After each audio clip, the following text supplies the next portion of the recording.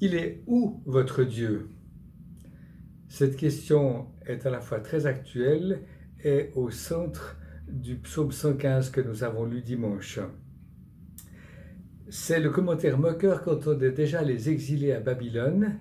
Rappelons qu'en 587, le roi Nabuchodonosor, avec ses troupes, a envahi Jérusalem, détruit le temple et ensuite déporté le roi, les prêtres, les élites à Babylone. Et pour l'ancien Israël, le choc était absolument énorme. La vie sociale et religieuse était entièrement centrée sur le temple de Jérusalem, sur les cérémonies et sur les sacrifices faits par les prêtres. Et puis après 587, tout ça c'est fini. Les paysans de Judée qui sont restés là sont gouvernés par des fonctionnaires babyloniens et les autorités sont déportées à Babylone. Il est où votre Dieu? Pour les Babyloniens, selon une conception très répandue dans l'Antiquité, ça veut clairement dire que leur victoire signifie que leur dieu Marduk est bien plus fort que Yahvé, le dieu d'Israël. Le psaume 115 trouve son origine dans l'expérience de ces exilés. Curieusement, au lieu de se défendre, au lieu de se justifier, le psalmiste passe à l'offensive. Au lieu de se justifier, il interpelle. Cela devrait nous faire réfléchir.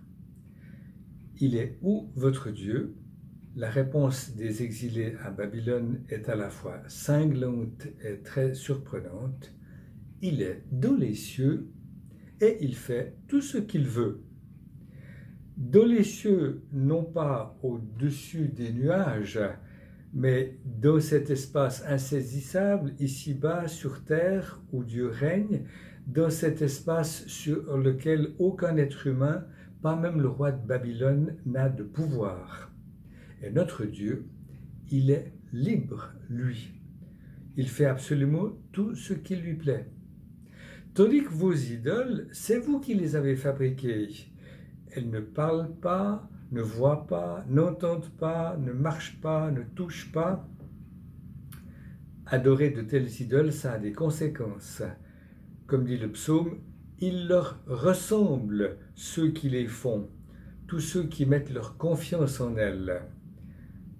Comme l'écrivent André Lelièvre et Alphonse Maillot dans leur commentaire des psaumes, ceux qui sont assez fous pour adorer ce qui est mort sont déjà morts.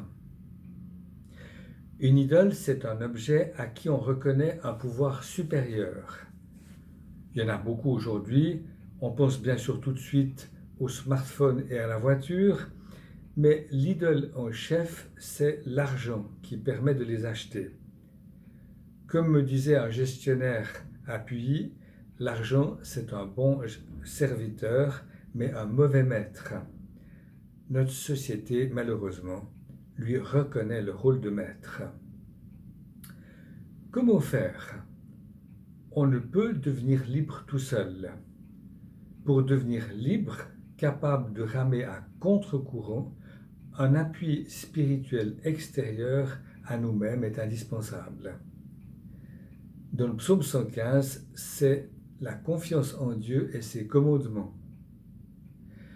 Dans l'évangile de Jean, au chapitre 15, que nous avons aussi lu dimanche, cette confiance consiste en une relation, un lien vivant, celui du vigneron et de sa vigne, du cep et du sarment. Ce passage est tout à fait étonnant. Au départ, on a une logique habituelle. Le cep donne vie au sarment, on enlève les sarments qui ne portent pas de fruits, on taille les autres pour qu'ils en portent davantage. Et ensuite, dans ce chapitre de l'évangile de Jean, surprise, on change complètement de registre.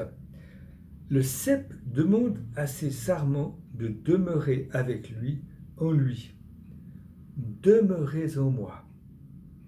Et pour finir, le Christ dit à ses disciples, je ne vous appelle plus serviteurs, mais amis.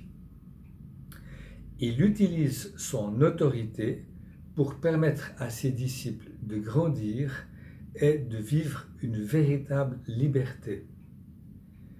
Dans notre monde où il y a tant de destruction, Il nous invite à être ensemble une belle vigne qui porte du fruit en abondance.